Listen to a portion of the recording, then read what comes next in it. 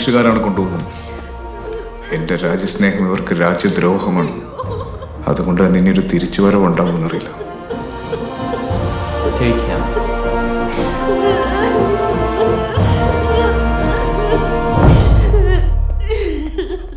ഇരുന്നോളൂ.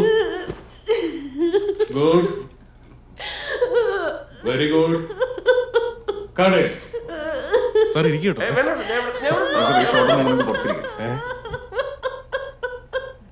കഴിഞ്ഞു കേട്ടോ, കഴിഞ്ഞു. കൊള്ളാം, സംഭവം കിട്ടി.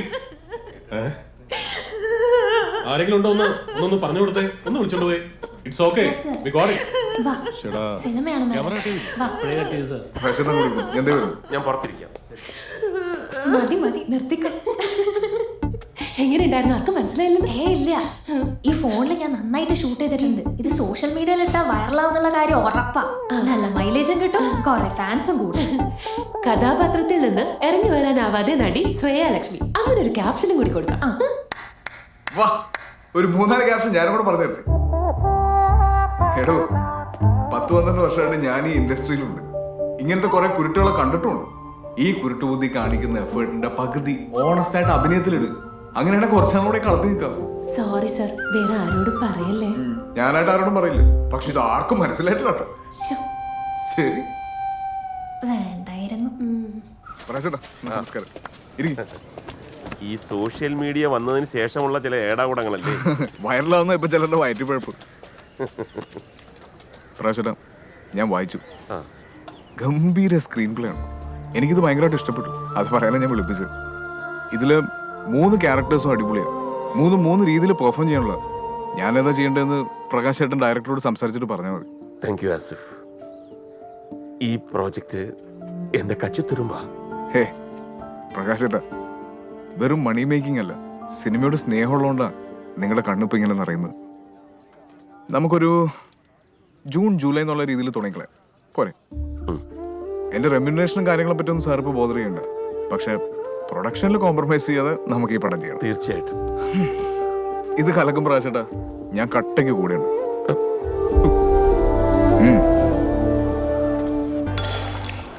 കുറെ നാൾ കൂടിയിട്ടാ നിങ്ങളുടെ കോറൊന്ന് തികഞ്ഞു കാണുന്നത്.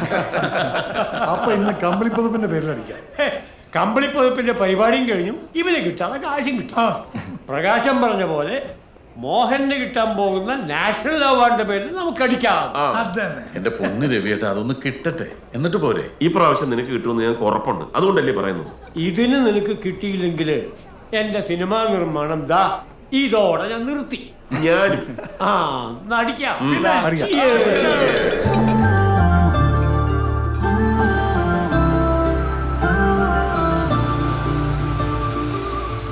ഞാൻ നിങ്ങളോട് രണ്ടുപേരോടുമായിട്ടൊരു കാര്യം പറയട്ടെ.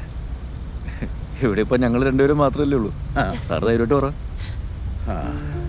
യുവന്മാരൊക്കെ ഈ പറയുന്നത് പോലെ എനിക്ക് ഈ അവാർഡ് കിട്ടുകയാണെങ്കിൽ നമുക്കൊരു യാത്ര പോകണം. ദൂരെ, അങ്ങ് ഒരുപാട് ദൂരെ, ഈ മഞ്ഞും മലകളും ഒക്കെ ഉള്ളൊരു സ്ഥലത്ത്. ഒരുപാട് കാലമായിട്ടുള്ള എൻ്റെ ഒരു മോഹമാണ്. നീയും പറഞ്ഞു വരുമോ? അച്ഛനടിച്ച ബ്രാൻഡ് ഏതാന്നായിരിക്കും കൃഷ്ണനുണ്ണി ഇപ്പൊ ആലോചിക്കുന്നത്. അച്ഛൻ നല്ല ഫിറ്റാ. നീ പോയോ? ദൂരെ ദൂരെ ദൂരത്തായി നമ്മൾ നിൽക്കുന്നെങ്കിലും. ഞാൻ ഇറങ്ങാണേ.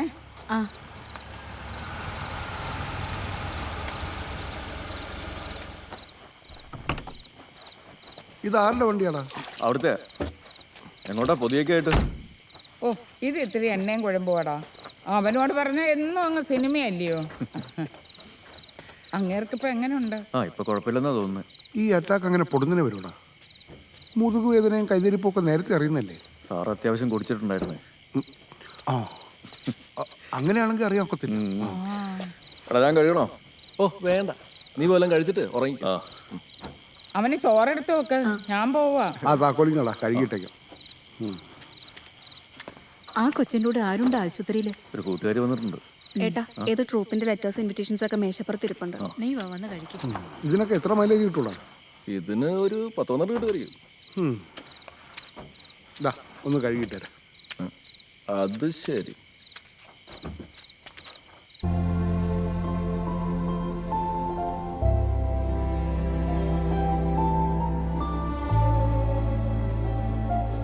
ഞാൻ ഒരു കാര്യം പറയട്ടെ, നമുക്കുള്ളത് ഉള്ളതുപോലെ അങ്ങ് പറഞ്ഞാലും.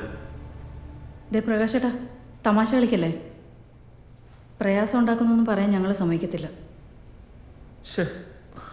സാർ,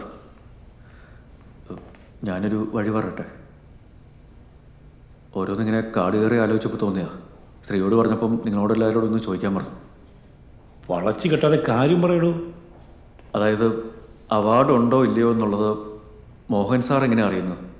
റൂമിൽ TV അല്ലേ ഉള്ളത്, ന്യൂസിലൂടെ അറിയും. ആ TV കാണിക്കുന്ന ന്യൂസ് നമ്മളുണ്ടാക്കുന്നതിനെ കുറിച്ചാണ് ഞാൻ പറഞ്ഞു തന്നു. എങ്ങനെ? മോഹൻ സാറിനാണ് അവാർഡ് എന്ന് പറയുന്ന പോലെ ഒരു ന്യൂസ്. അത് ഈ സിനിമയിലൊക്കെ കാണിക്കുന്ന പോലെ നമുക്ക് ഷൂട്ട് ചെയ്തെടുക്കാൻ പറ്റിയ, എന്നിട്ടത് സാറിൻ്റെ റൂമിൽ TV കണക്ട് ചെയ്ത് കാണിക്കാൻ പറ്റിയ. മണ്ടത്തരം പറയാതെ കൃഷ്ണനുണ്ണി, ഇതാണ് ഐഡിയ. ശരി, ഇനിയിപ്പോൾ അങ്ങനെ കാണിച്ചു എന്ന് തന്നെ ഇരിക്കട്ടെ, അയാൾ അത് വിശ്വസിച്ചു എന്നും ഇരിക്കട്ടെ. കുറച്ച് ദിവസം കഴിയുമ്പോൾ അതിന് സത്യം മനസ്സിലാക്കത്തില്ലേ? അപ്പോൾ എന്ത് ചെയ്യും? അല്ല, അപ്പോഴേക്കും ഓപ്പറേഷനൊക്കെ കഴിഞ്ഞ് സാർ ഓക്കെ ആയിട്ടുണ്ടാവില്ലേ? എന്ന്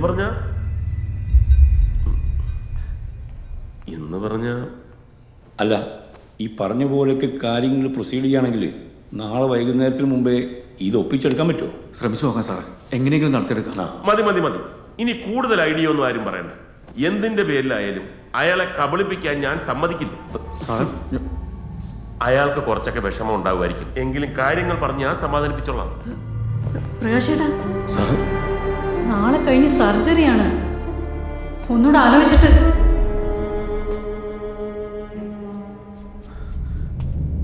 സാറേ, എൻ്റെ കയ്യിൽ നിന്ന് വന്ന അബദ്ധമാണ് സാറേ. എൻ്റെ കൂടെ ശ്രദ്ധ കുറവാണ്. മോഹൻ സാർ സന്തോഷമായിട്ട് ഓപ്പറേഷൻ പോട്ടെ. ബാക്കിയെല്ലാം നമുക്ക് വഴി നടത്തി വെച്ച് കാണാം. Sir please.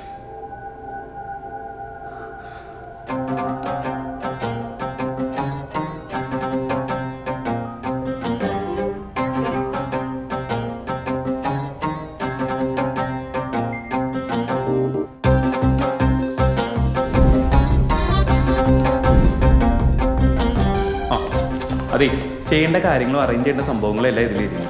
സ്റ്റുഡിയോ ഫ്ലോർ കുഴപ്പമില്ല, ക്യാമറ നമുക്ക് അറേഞ്ച് ചെയ്യാവുന്നതാണ്. നന്നായിട്ട് ഇംഗ്ലീഷ് പറയാൻ അറിയാവുന്ന ഒരാൾ, അത് പ്രത്യേകം മാർക്ക് ചെയ്യുന്നുണ്ട് അവിടെ. ഇതൊക്കെ നമുക്ക് ശരിയാക്കാവുന്ന കാര്യങ്ങളേ ഉള്ളൂ, പ്രശ്നങ്ങളൊന്നുമില്ല. അതെ, അപ്പം ഇതായിരിക്കില്ലേ ഞാൻ ആദ്യമായിട്ട് സംവിധാനം ചെയ്യുമ്പോൾ സ്ക്രിപ്റ്റ് പുതുമുഖമാണല്ലേ? അങ്ങനെ സ്പിൽബർഗ് വന്നേ.